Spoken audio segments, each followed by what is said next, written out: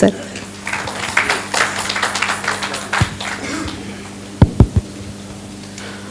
నాకు శివ హిట్ అయిన తర్వాత నాగేశ్వరరావు గారు నన్ను ఒక యాడ్ ఇమ్మన్నారు పేపర్లో. నా మొదటి చిత్రం ఆదరించినందుకు కృతజ్ఞతలు చెప్తా ఒక యాడ్ ఈ బాబు అన్నారు. అంటే వాళ్ళు నాకు థ్యాంక్స్ చెప్పాలి కానీ నేను ఎందుకు చెప్తున్నాను అంటే నేను సినిమా బాగా తీయబోతే ఆయన చూడరు, తీస్తే చూస్తారు. So that's jokes about. See I believe that ఒక సినిమా ఫెయిల్ అయినప్పుడు అది కేవలం డైరెక్టర్ రెస్పాన్సిబిలిటీ. హిట్ అయినప్పుడు టీంలో ప్రతి ఒక్కరి దాని కాంట్రిబ్యూషన్ ఉంటుంది. దానికి కారణం ఏంటంటే డైరెక్టర్ విజన్ ఒకళ్ళు నమ్మి ఫాలో అయ్యి దాన్ని ఎన్హాన్స్ చేస్తున్నారు. సో శివ అనేది రామ్ గోపాల్ని తీసాడు, ఒక సంచలనం చేశాడు అనేది తెలియని వాళ్ళు చెప్తారు. The actual truth is many people have contributed. And contribution అనేది నేను ఎలా మెజర్ చేస్తానంటే, నేను ఒకటి అనుకున్న దాన్ని ఒక యాక్టరా, ఒక మ్యూజిక్ డైరెక్టరా, ఒక కెమెరామ్యాన్, ఒక ఎవరు ఎంత ఎన్హాన్స్ చేశారు అనేది నాకు ఒక్కడికి తెలుస్తుంది. ఎందుకంటే నా విజన్తో కంపారిజన్ ఉంటుంది. అది అన్ని ఎలిమెంట్స్ కలిసి ఒక సినిమా అనేది వస్తుంది. So on this occasion some people are not there. For example Raghuvaran for instance, Raghuvaran నాకు ఇంకా గుర్తుంది. మేము ఫస్ట్ సీన్ గొల్లపూడి మారుతిరావుని మర్డర్ చేసే సీన్ తీసినప్పుడు ఆ రోజుల్లో రఘువరన్కి కొంచెం డ్రగ్స్ మీద ఉంటాడన్న ఒక రెప్యుటేషన్ ఉండేది. సో తను నేను షార్ట్ లైట్ రెడీ చేస్తా ఉంటే అక్కడ గొల్లపూడి మారుతిరావు కూర్చున్నాడు అక్కడ. సో రఘువరన్ ఇలా కత్తి పట్టుకుని తిప్పుతున్నాడు. అంటే గొల్లపూడి మారుతిరావు నన్ను రమ్మని అది కొంచెం అని మరీ కొంచెం అంటే నేను చూసి రఘుని పిలిచాను. రఘుని మెల్లగా చెప్పాను, నేను కొంచెం భయపడుతున్నాను రఘు, చూడొద్దాను. నేను రఘువరను ఇది రామ్ గోపాల్ అని చెప్తున్నాడు. కొంచెం చూడండి, ఇప్పుడు నాగార్జున గొల్లపూడి మాత్రం రామ్ గోపాల్ అని చెప్తున్నాడు. అంటే ఇప్పుడు తన లాంగ్ షాట్లో తన పాయింట్ ఆఫ్ వ్యూలో ఈ రాము చెప్తున్నాడు, చంపేవాడు చెప్తున్నాడు. అంటే ఈడు ప్యాషనేట్, ఆడు ప్యాషనేట్, వీళ్ళిద్దరూ కలిసి నన్ను చంపేస్తా అని he refuse to come in to the shot if the knife was there in the hand.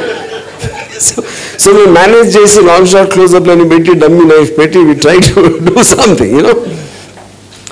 And similarly Ilaiyaraaja garu ఒక అయిపోయిన తర్వాత అంటే నీకు ఒక ఎక్స్ట్రాడినరీ థింగ్స్ ఆయన దగ్గర నేర్చుకుంది. ఇప్పుడు కాలేజ్ ఫైట్ కానీ యాక్షన్ సీన్స్లో ఒక రకమైన ప్యాథోస్ పెట్టి యాక్షన్ సీక్వెన్స్లో ప్యాథోస్ మ్యూజిక్ అనేది నాకు తెలిసి ఆల్మోస్ట్ శివ ఫస్ట్ అయి ఉంటుంది. నేను ఏం సార్ ఇదేంటి అంటే, పిల్లలు చదువుకోవడానికి వచ్చారు పాడైపోతున్నారని నాకు బాధతో పెట్టాను మ్యూజిక్ అన్నారు. అలాంటి ఇంటర్ప్రిటేషన్ ఎప్పుడు వెళ్ళలేదు నా లైఫ్లో. And which is why it is so touching. ఇప్పుడు అంటే ఎంత hard powerful music or always it is laced with some emotional melodies, which is actually what caused that very memorable music for so many years. Inga believe chesinapu naku Vamsi believe చేయలేదు cinema, తను ఇందాక చెప్పాడు. కానీ believe చేయకపోయినా తన effort నాకు ఇప్పటికీ సుజాత థియేటర్లో మిక్సింగ్ జరుగుతున్నప్పుడు అసలు నేను ఒక నియర్లీ 6-7 days నిద్రపోయాను కాదు. అంటే నేను కొంచెం ఉన్నా, వంశీ 4 o'clock పనిచేసి ఒక సుజాత థియేటర్లో మూల పడుకుని ఉండేవాడు. జస్ట్ ఒక 20 minutes 30 minutes ఐ రిమెంబర్ ఆ విజువల్ వంశీ ఎంతవరకు నేను మర్చిపోలేదు. And even whatever you thought, your contribution and supporting me and seeing that the film happens in time, I really want to thank you for that. ఇప్పుడు శివనాగేశ్వరరావు నాకు most discouraging టీంలో తనే. నేను first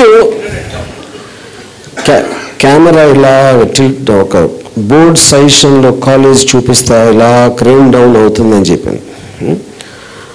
అంటే రాము 24 feet క్రేన్ దొరకపోవచ్చు ఆ time కానీ వాడు. అంటే నేను ఏ షాట్ డిస్క్రైబ్ చేసినా అది ఎందుకు అవ్వదో అది ఫస్ట్ చెప్పి ఉన్నారు. కానీ దాని మూలంగా ఒక లాభం ఏం జరిగిందంటే అలాంటి ప్రాక్టికల్ ప్రాబ్లమ్స్ నాకు తెలియవు కాబట్టి మీ మూలాన్ని ముందు నుంచే ప్లాన్ చేసి పెట్టడం జరిగింది. So similarly I mean in terms of ఒక ఏదైనా ఒకటి ఆలోచించినప్పుడు ఒక ఐడియా ఉంటుంది. ఒక ఐడియా అనేది ప్రతి అసిస్టెంట్ డైరెక్టర్గా ఉంటుంది. చాలామంది డైరెక్టర్లు అవుదామని పనిచేసే వాళ్ళు ఉంటారు, those people.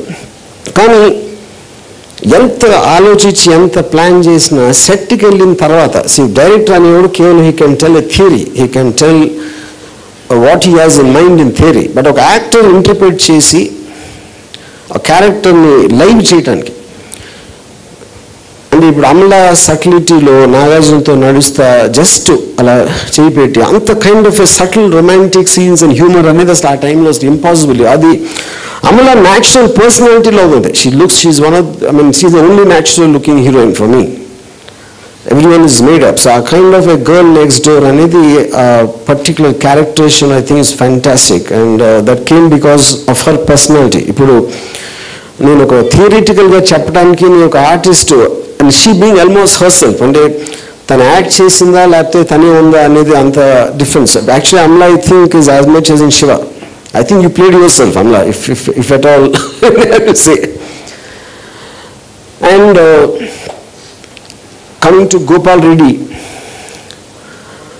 and in short, start camera, action, cut, and ila chusaru, and apply cut, and konchu sepu run avani camera, and aa time lo anta precise cuts undi kada, and already my edit mind lo undi kabatti nenu cut chesthe ippudu Gopal Reddy ఏంటి కొంచెం చూసుకోండి, వాడికి లుక్కులు కూడా తెలియట్లేదు, రాముకి right look left look మార్చేస్తున్నాడు. ఆ టైంలో rules నేను break చేశానని చాలామంది అంటారు, కానీ దానికి కారణం ఏంటంటే నాకు రూల్స్ తెలియవు కాబట్టి నా ఇష్టం వచ్చినట్టు చేశాను. అది సోకాల్ ట్రెండ్ అయిపోయింది. అంటే సినిమా ఆడింది కాబట్టి, లేకపోతే కొట్టేవారు పట్టుకున్నాను.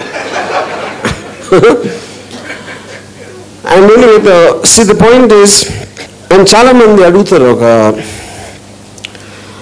నీకున్న టాలెంట్కి డెఫినెట్లీ